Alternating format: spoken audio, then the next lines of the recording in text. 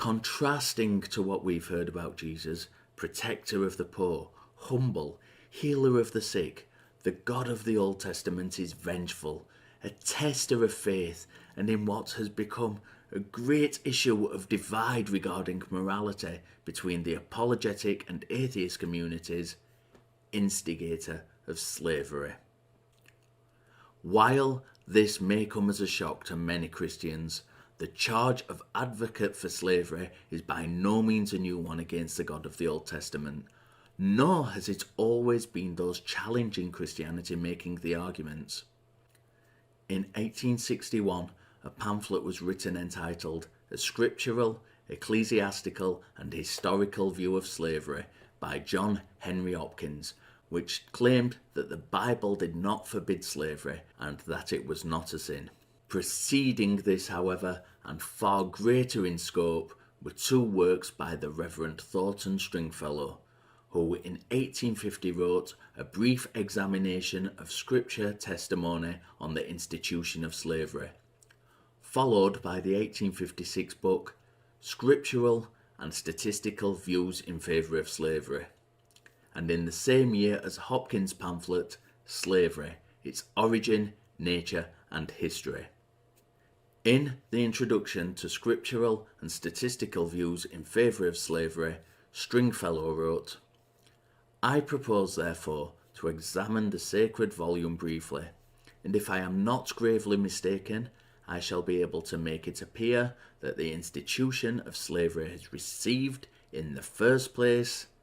the sanction of the Almighty in the patriarchal age, that it was incorporated into the only national constitution which ever emanated from God, that its legality was recognised and its relative duties regulated by Jesus Christ in his kingdom, and that it is full of mercy. While Stringfellow used both the Old and New Testament in the defence of slavery, many modern-day apologists concentrate on the Old Testament in their defence of God on this position.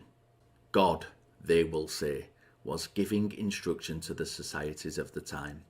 societies that were fully accepting of slavery, and therefore to give them rule and regulation of slavery was to turn them into a far more progressive society. Well, no. First of all, God was quite happy to give them instructions stating that they could beat their slaves, as long, of course, as the slave didn't die. In Exodus we are told,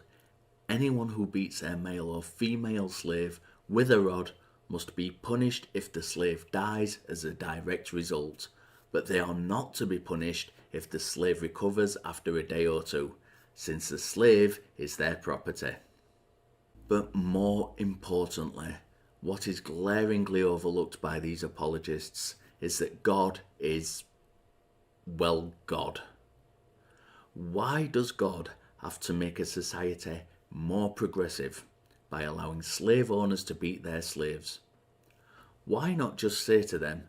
I am God,